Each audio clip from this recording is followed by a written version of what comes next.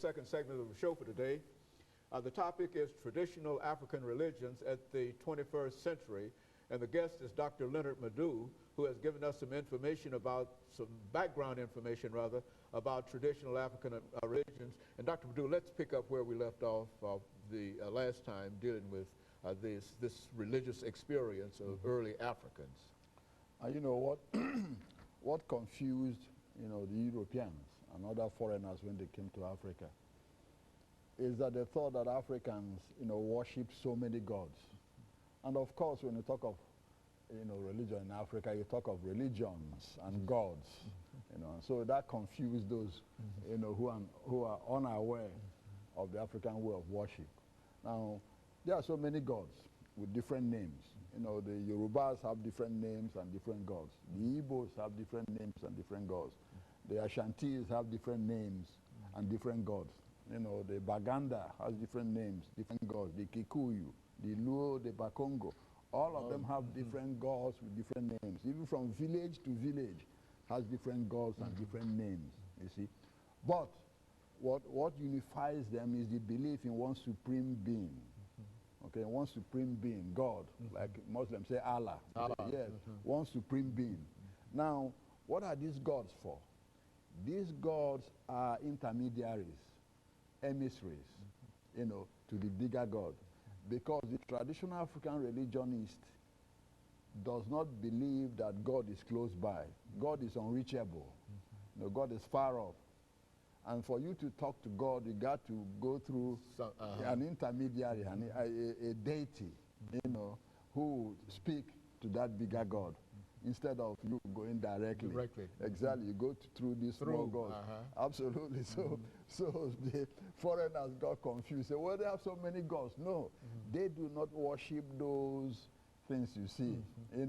It's simply a medium to speak to the big God. Because Africans think, that big God is too much for somebody to, contact directly. So they go through those small gods to contact the big God. And that's essentially very important to understand. Now they saw Africans killing, animals and also, oh, it's the enemies. Okay. But you forget that even in the Bible, Abraham and others wanted to, kill some for God. Okay. Yeah. So it's not animal worship either. That's how they came with enemies. No, those are offerings to appease the small gods who give the message to the big gods. Exactly, to the big God over there.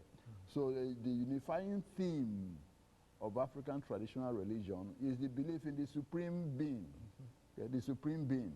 Now, the mediums or the intermediaries, who speak to God through, from deliver the message. Who might be the learned men and the prophets, etc. Exactly. And indeed might be Christ himself, who you have to pray through in order to reach God.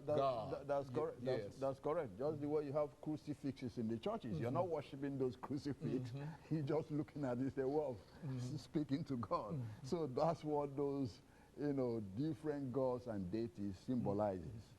Though, it has one unifying theme of believing in supreme God. The way of worship is different from localities to principalities to regions. The Igbos worship differently. Every other group worship differently. They have different names, like I've said before. But it's the same religion. It's like different religions, one system. Okay, different way of worshiping. Catholicism or Protestantism or whatever. That's correct. Yeah, good. One system. Just like you have Methodists, Baptists and all this, but it's still one system. Okay, so the different worships in different localities is still one system of worship with different nuances in different places, you see. So when people see all these differences too, they don't understand. It's just the same. You compare it with, the different religions, and you see the same thing. Very good. All worshiping one God. Exactly. Yeah, one supreme being. One supreme being. And, you rarely see an African who doesn't believe in anything, who doesn't believe in God. Okay, most Africans are very religious. And that was why during the colonial war, a lot of the African leaders like Nelson Mandela and Agostinho Neto, you know, Mugabe, they were called communists. But most Westerners did not understand that all these guys went to Christian, even Catholic religious schools, and how they do not believe in communism per se, because Africa already is a communalist society. They didn't need to impose the way the Russians or the Chinese live in Africa. Africa is already a communalist state, if you put it that way, because in the villages, people live a communal life. They share everything, land, food, you name it. So they're already that system in Africa. So most of these folks didn't need to, you know, be communist, socialist, or whatever. Exactly, become anti-Christ and atheists. None of them do. And as you know, events have shown that Mandela and the rest are not what they were portrayed to be, because people did not understand the effect of religion, you know, in the lives of Africans. Having said that, you know, people have talked about the intolerance, you know, of Africans to people's different religious beliefs. That's not so. You know, that's far from the truth. And in fact, Africa is the most ecumenical continent in the world. Okay? Now, one can say that Africa, you know, tolerates other religions more than any other continent. You can say that Islam is an Afro-Asian religion, because it's only in Africa and Asia that you have Muslim states and Christian states.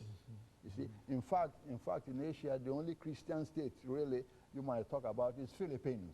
You know, an overwhelmingly Catholic, you know, country. The rest of Asia is Muslim and Hindu. Now, you can also say that, you know, Africa, you know, Christianity is also an Afro-Western religion, because most Christian states are in Africa or in Europe. You know, with the exception of Albania or Kosovo and few Muslims in Russia, you know, most of Europe is Christian. So Africa, you know, encompasses both religions. You see, and Islam and Christianity. Islam and Christianity, and that shows you a higher tolerance of other people's religions. Because these two religions came to Africa. It didn't grow up in Africa. But Africans were able to accept it them, and at the same time incorporate some elements of these religions into traditional African religion. Very good. Of course, Dr. LMadu, let's take this second commercial break, and we'll be back with our audience following this very, very short commercial break.